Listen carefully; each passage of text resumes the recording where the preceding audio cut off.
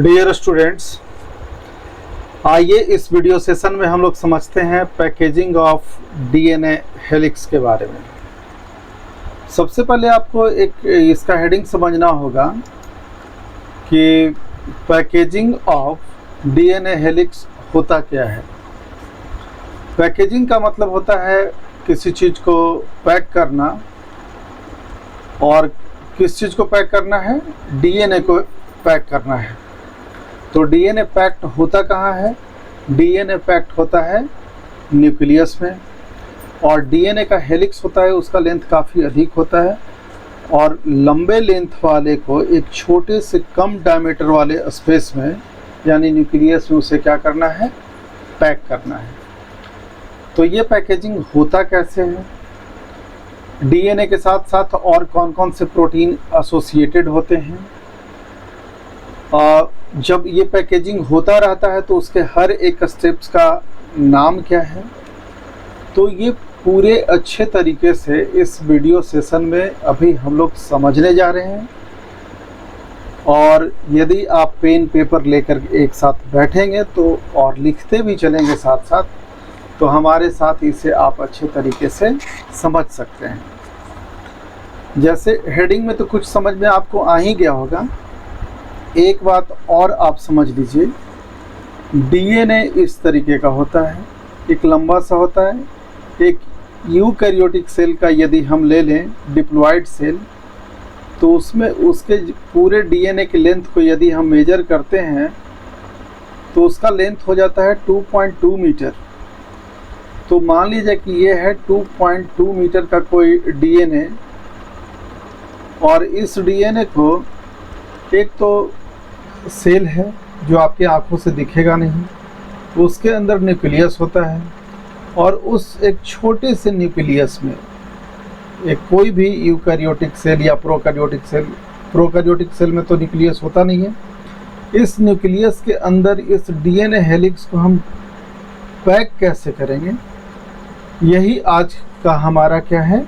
Heading है, इसे अच्छे तरीके से समझने के लिए। तो आप यदि हेडिंग आप समझ गए होंगे तो इस पूरे टॉपिक को आप अच्छे तरीके से समझ सकते हैं। तो यही हेडिंग है, पैकेजिंग ऑफ डीएनए हेलिक्स। ये एक डीएनए का हेलिक्स है और इसे एक न्यूक्लियस में मुझे क्या करना है? पैक करना है।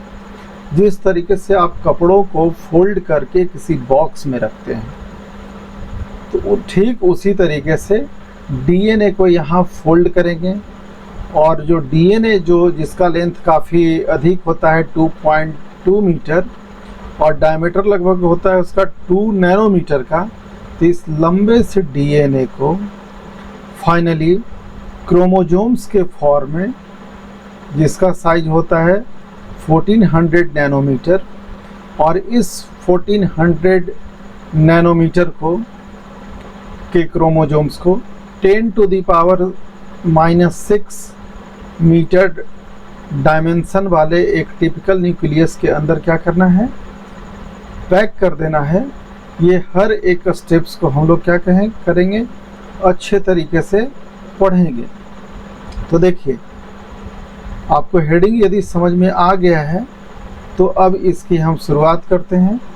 और आपको हर एक एग्ज़ाम में पैकेजिंग ऑफ हेलिक्स के बारे में एकेडमिक एग्ज़ाम में तो लिखने के लिए आता है, और बाकी जितने एग्ज़ाम हैं नीट के और भी स्टेट वाइज जितने भी एग्ज़ाम होते हैं, वहाँ इससे क्वेश्चन पूछा जाता है। तो देखिए, डीएनए है, इसका रूप बदल करके कर देंगे क्या? न्यूक्लियोसोम, जिसका डायमीटर हो जाएगा कितना? 10 नैनोमीटर का। न्यूक्लियोसोम कन्वर्ट कर जाएगा किस चीज़ में? सोलेनॉइड में। सोलेनॉइड का डायमेंशन होता है, कितना डायमीटर होता है? 30 नैनोमीटर। फिर ये कन्वर्ट कर जाएगा और पैक होगा तो क्रोमैटिन फाइबर में, जिसका डायमीटर होता है 10 to 80 nanometre. Chromatin fibre change कर जाएगा किस चीज़ में? क्रोमैटिन में, जिसका डायमीटर होता है 700 नैनोमीटर। और क्रोमैटिड जब और ज़्यादा कॉम्प्लेक्स होगा तो वो कन्वर्ट कर जाएगा क्रोमोसोम में, जिसका डायमीटर होता है 1400 नैनोमीटर। तो अभी आपने एक केवल सीक्वेंस देखा है कि डीएनए से न्यूक्लियोजोम, न्यूक्लियोजोम से सोलेनोइड, सोलेनोइड से क्रोमैटिन फाइबर, क्रोमैटिन फाइबर से क्रोमैटिड, क्रोमैटिड से क्रोमोजोम। अब ये होता कैसे है, कैसे इसका पैकेजिंग होगा, इस पे बात करते हैं। थोड़ा सा एक और जानकारी आप हासिल कर लें कि लेंथ ऑफ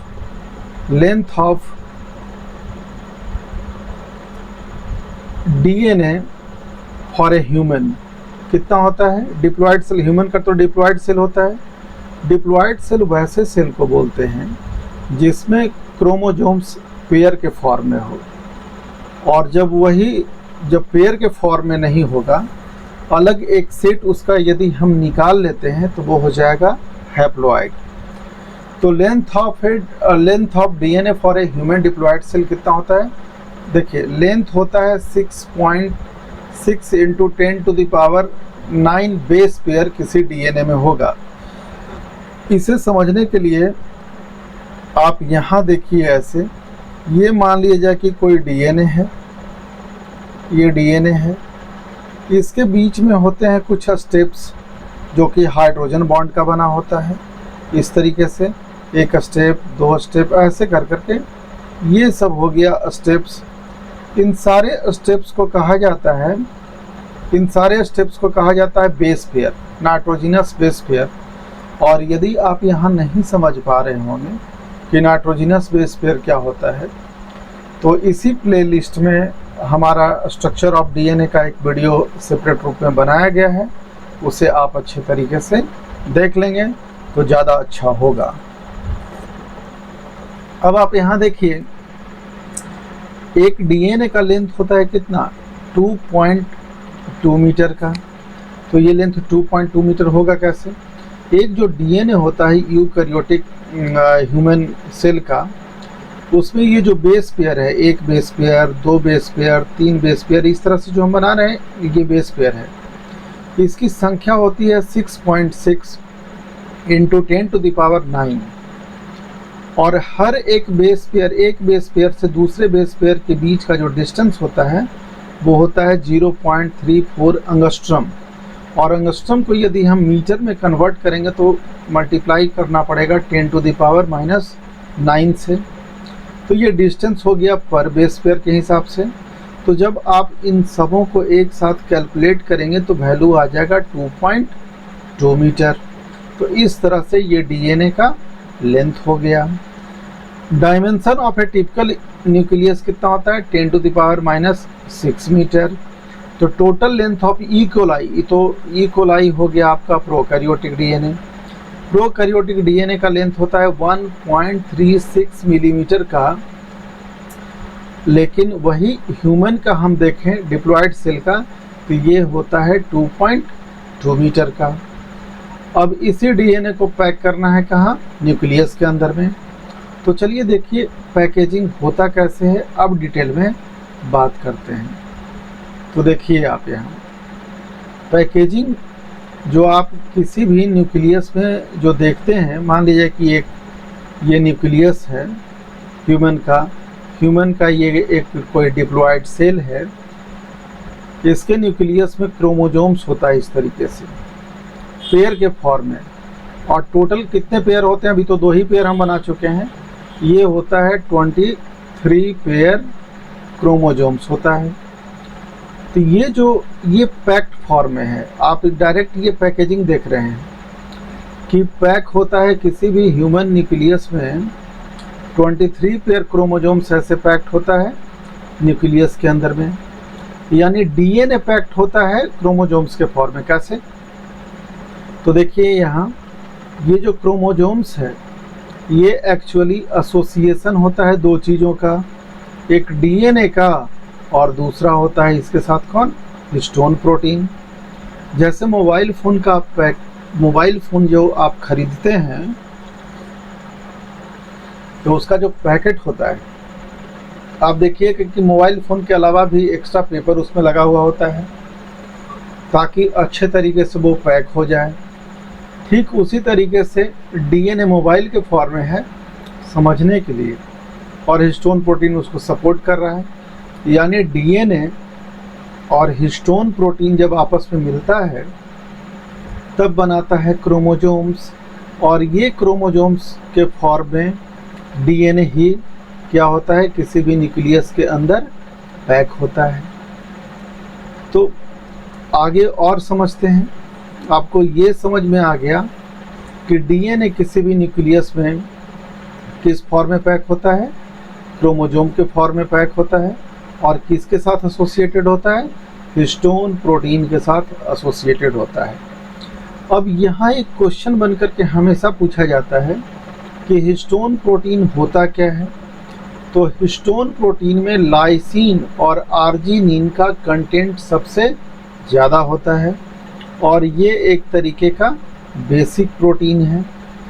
आपको पता है कि प्रोटीन बना होता है अमीनो एसिड से, और अमीनो एसिड का टाइप है लाइसिन एंड आर्जिनिन। तो वो एक वैसा स्पेशल काइंड ऑफ प्रोटीन जो कि बना होता है लाइसिन और आर्जिनिन के कंटेंट से, यानी और बाकी सभी अमीनो एसिड होंगे, लेकिन लाइसिन और आर्जिनिन का जो अमीनो एसिड है, इसका कंटेंट क्या होता है, हिस्टोन प्रोटीन में ज़्यादा होता है। इस वजह से हिस्टोन प्रोटीन का नेचर कैसा हो जाता है, बेसिक। और डीएनए कैसा है, एसिडिक इन नेचर। तो एसिडिक और बेसिक मिल कर करके क्या बना लेता है, क्रोमोसोम्स बना लेता है। आगे और समझिए आप कि हिस्टोन प्रोटीन होता है कितने तरीके का, 5 टाइप्स का। H1, H2A, H2B, H3 and H4। देखिए H1 तो आपको याद रहेगा ही। H2 में 2 वैरायटी है, A और B, यानी H2A और H2B। फिर हो गया कौन, H3 एंड H4, जिसमें से यहाँ से एक क्वेश्चन हमेशा पूछा जाता है कि H1 काम क्या करता है हिस्टोन प्रोटीन क्रोमोसोम्स पे, डीएनए के पैकेजिंग में। तो H1 काम करता है लिंकर का। H1 काम करता है किस चीज़ का, लिंकर का काम करता है। अब इस अरेंजमेंट वाले सेक्शन में आप अच्छे तरीके से समझ पाएंगे कि कैसे डीएनए और हिस्टोन प्रोटीन आपस में मिलकर क्रोमोसोम्स का फॉर्मेशन करता है। तो देखिए, सबसे पहले अरेंजमेंट के हिस्से में यदि हम नज़र डालें तो आप यहाँ देखते जाइए। सबसे पहले 4 H1 को छोड़कर के जितने भी अमीनो हिस्टोन प्रोटीन है वो सब एक साथ आ जाता है। जैसे H2A, H2B, यहाँ देखते जाइए, H2A, H2B, H3 and H4। Total 4 histone protein एक साथ आया। तो 4 एक साथ जब आ गया तो 4 को हम बोलते हैं टेट्रामर, यानी इस स्ट्रक्चर का नेम हो जाएगा टेट्रामर ऑफ हिस्टोन प्रोटीन। अब इस टेट्रामर हिस्टोन प्रोटीन में सेम टाइप का और 4 हिस्टोन प्रोटीन और ऐड हो गया। देखिए कैसे, पहले से तो H2A था, ये इसके पीछे भी आ गया H2A, H4 था, इसके पीछे भी आ गया H4, H3 था, इसके पीछे भी H2B, इसके पीछे भी आ गया कौन, H2B। अब टोटल हिस्टोन प्रोटीन की यहाँ संख्या हो गया 8 को बोलते हैं ऑक्टामर, यानी ये जो स्ट्रक्चर है अब इसे कहेंगे ऑक्टामर ऑफ हिस्टोन प्रोटीन, जिसमें 2 कॉपीज हर एक का है। जैसे 2 कॉपी H2A का है, 2 कॉपी H4 का है, H3 का, सिमिलरली H2B का है। तो ऑक्टामर तक तो आपको समझ में आ गया। ये सब अभी एसोसिएशन है हिस्टोन प्रोटीन का। ये जो ऑक्टामर जो हुआ, इस स्ट्रक्चर को और भी हम बोलते हैं न्यू बॉडी, और बोलते हैं इसको हम क्या, कोर ऑफ द न्यूक्लियोसोम। इसके बाहर पॉजिटिव चार्ज ज़्यादा होता है। क्यों? क्योंकि इसके ऊपर रैप करेगा कौन, डीएनए निगेटिवली चार्ज होता है, और ऑक्टामर ऑफ हिस्टोन प्रोटीन का जो बाहरी सरफेस है वो होता है पॉजिटिवली चार्ज्ड। अब इस ऑक्टामर ऑफ हिस्टोन प्रोटीन के ऊपर डीएनए का जिसमें कम से कम बेस पेयर की संख्या कितना हो, 200 हो, वो 200 बेस पेयर वाले जो डीएनए है इसके ऊपर आकर के इस तरीके से रैप कर जाएगा चारों तरफ से। जैसे मान लीजिए कि आप पतंग उड़ाते हैं तो पतंग के ऊपर जो आप ये क्या बोलते हैं उसको, धागा को जो आप लपेटते हैं वो उसका स्पूल के ऊपर, ठीक उसी तरीके से डीएनए इसके ऊपर आकर के क्या करेगा, रैप हो जाएगा। डीएनए होता है नेगेटिवली चार्ज और ये इसका आउटर सरफेस कैसा है, पॉजिटिवली चार्ज, तो रैप तो करना बनता है। ये जो डीएनए जो रैप करेगा इसके ऊपर जो लटपटाएगा उसमें बेस पेयर की संख्या कितना होना चाहिए, 200, और ये जो फोल्डिंग होगा कितना का, 1.75 फोल्ड होता है। यानी आप एक बार तो इसको आप लपेट दिए ऐसे डीएनए को, दूसरे बार में थोड़ा सा हिस्सा, पूरा हिस्सा नहीं आप लपेटेंगे, थोड़ा सा। इस तरीके से डीएनए हिस्टोन प्रोटीन के बाहर क्या होता है, रैप किए होता है। ठीक है, तो देखिए इसी बात को यहाँ जो मैंने आपको दिखाया, तो wrapped over nu body to complete about 1 and 3/4 turn, तो 1/3/4 टर्न को और आप कह सकते हैं 1.75 टर्न, यानी कंप्लीट 2 टर्न नहीं। तो इस तरीके से देखिए रैप कर गया है। तो ये अब पूरे स्ट्रक्चर को एक साथ, इस पूरे स्ट्रक्चर को एक साथ कहेंगे न्यूक्लियोसोम, न्यूक्लियोसोम कहेंगे। क्लियर हो गया होगा। और भी इसे कहेंगे क्या, न्यू बॉडी या कोर कहेंगे या न्यूक्लियोसोम कहेंगे, सोम कहेंगे। Positively charge ends are directed outside, इसमें जो होता है पॉजिटिवली चार्ज बाहर रहता है और ये निगेटिवली चार्ज रहता है। तो अभी आपने क्या देखा कि न्यूक्लियोसोम तक आपने स्ट्रक्चर को क्या कर लिया, बना लिया। सबसे ऊपर आपने क्या देखा था इसमें, एक बार और आपको हम रिवीजन करा दें। सबसे पहले आपने देखा था कि डीएनए जब रैप करेगा किसके साथ, हिस्टोन प्रोटीन के साथ, यानी 8 हिस्टोन प्रोटीन के साथ, एक्सेप्ट H1 को छोड़ करके, लिंकर को छोड़ करके, तो बनाता है क्या, न्यूक्लियोसोम बनाता है। अब न्यूक्लियोसोम की बारी है किस चीज़ में कन्वर्ट करने का, सोलेनॉइड में। सोलेनॉइड कन्वर्ट करेगा किस चीज़ में, क्रोमैटिन में। क्रोमैटिन किस चीज़ में, क्रोमैटिड में। और क्रोमैटिड कन्वर्ट कर जाएगा किस चीज़ में, क्रोमोजोम में। और यही क्रोमोजोम्स किसी न्यूक्लियस के अंदर जा कर के क्या हो जाएगा, पैक हो जाएगा इस तरीके से। क्लियर। तो अभी आधे रास्ते पे हैं, अभी हम लोग पहुँचे हैं कहाँ तक, न्यूक्लियोसोम तक। पैकेजिंग जब कर रहे हैं तो आपको यहाँ तक तो कोई तकलीफ़ नहीं हुई होगी। तो चलिए अब हम नेक्स्ट पेज पे चलते हैं और आगे के प्रोसेस को हम लोग अब समझते हुए चलते हैं। ठीक है, तो देखिए पैकेजिंग ऑफ डीएनए के बाद, एक मिनट,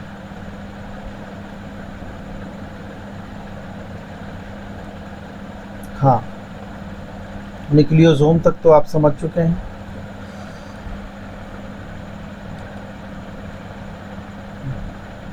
मेरे नोट्स में कोई भी बकवास चीज़ आपको मिलेगा नहीं, ये कंप्लीट रूप से सिलेबस पे आधारित होता है और यहाँ से क्वेश्चन पूछे जाते हैं।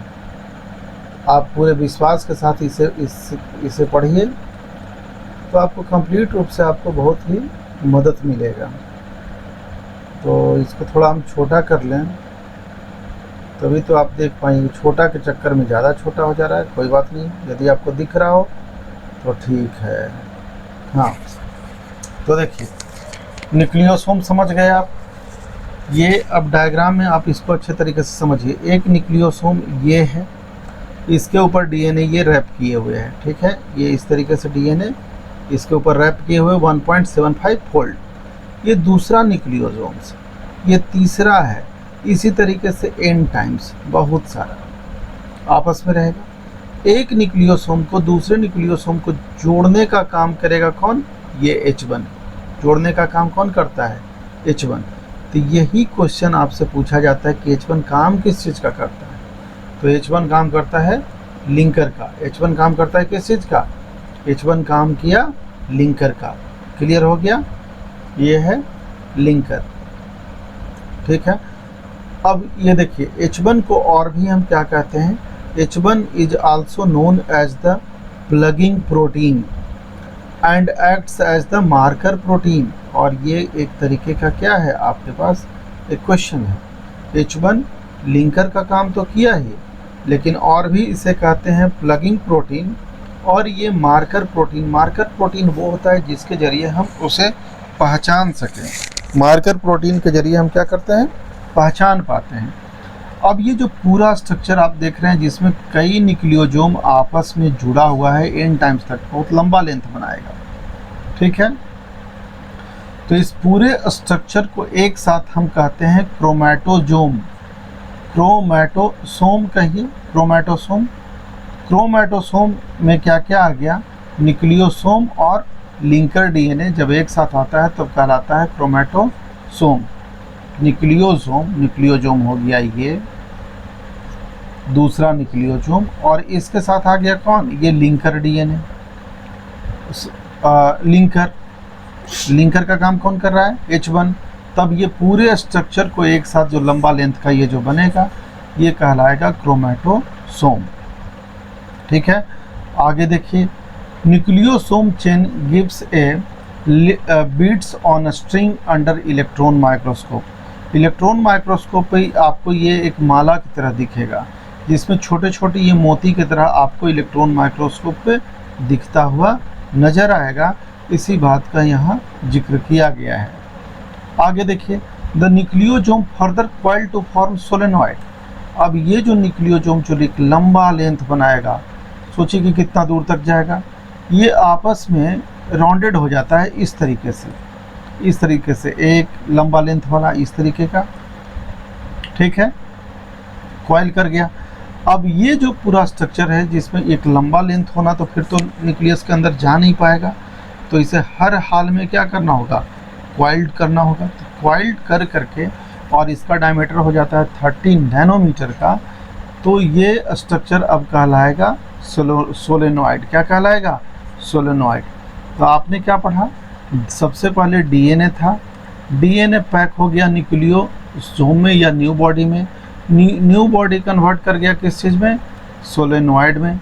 सोलेनॉइड कब हुआ, जब ये आपका सोलेनॉइड स्ट्रक्चर कब फॉर्म हुआ, जब क्रोमैटोजोम ये स्ट्रक्चर है जब लंबा लेंथ में रहा, जब क्रोमैटोजोम आपस में क्या हो गया, क्वाइल कर गया। क्वाइल करेगा तो ये कम स्पेस लेगा 30 नैनोमीटर में, तब ये स्ट्रक्चर कहलाएगा आपका सोलेनॉइड।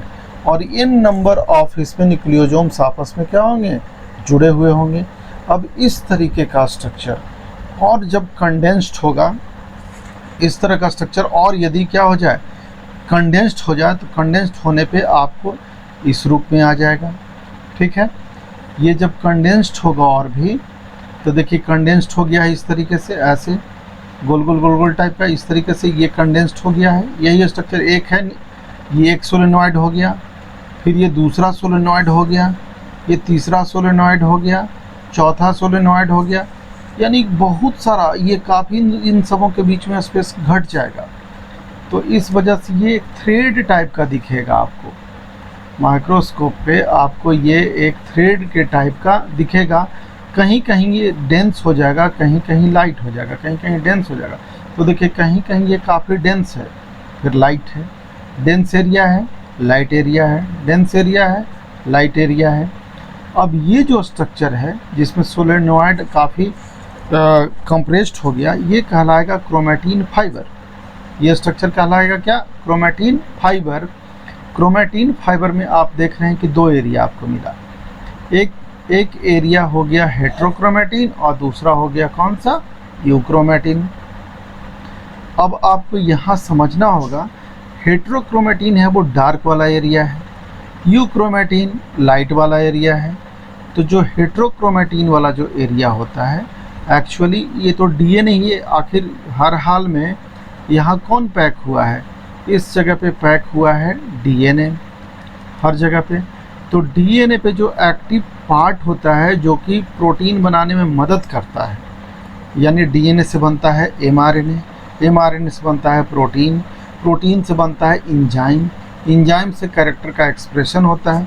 तो जो एरिया एमआरएनए बनाने में मदद करता है ये कहलाता है डीएनए का जीन वाला पार्ट, यानी यही इनहेरिटेंस में वर्क करता है। इनहेरिटेंस यानी कैरेक्टर को कैरी करने का काम जीन का काम है। तो हेट्रोक्रोमेटिन वाले एरिया में जो डीएनए होंगे, यहाँ के डीएनए वाले में मोस्टली इनएक्टिव जीन्स होंगे। जीन्स तो होगा लेकिन नॉन फंक्शनल जीन यहाँ मिलेगा।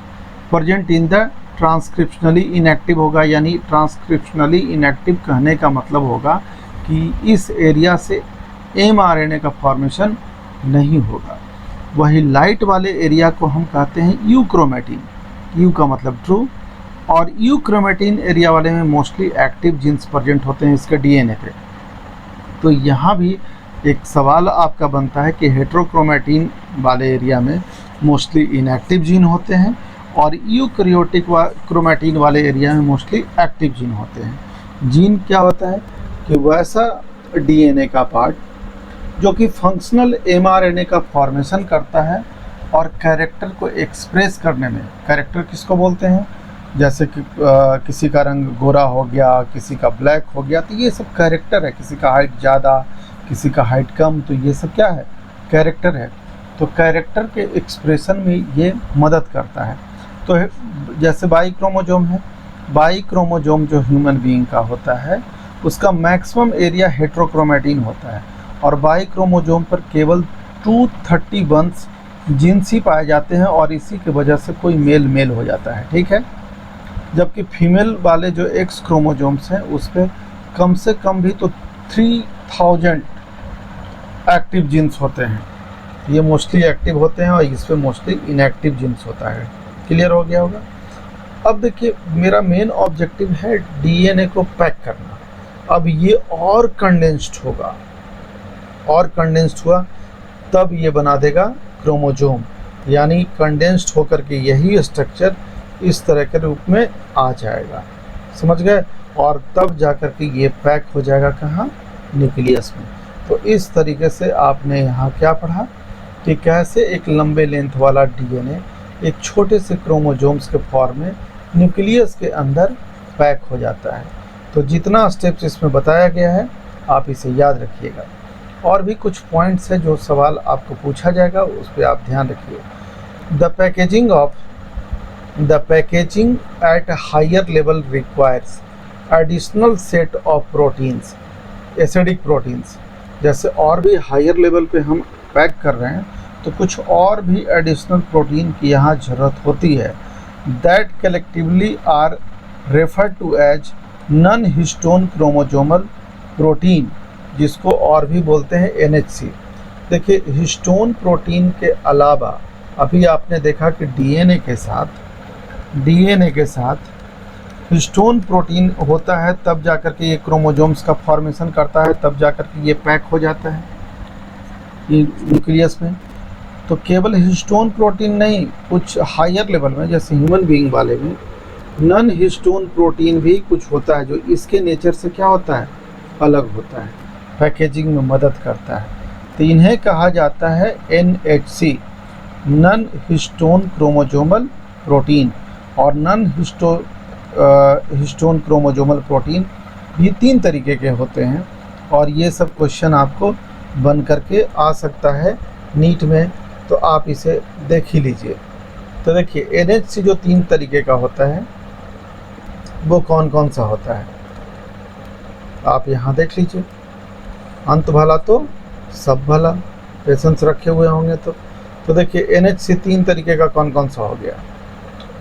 एक होता है स्कैफोल्ड और स्ट्रक्चरल एनएचसी प्रोटीन, आपको केवल नाम याद रखना है।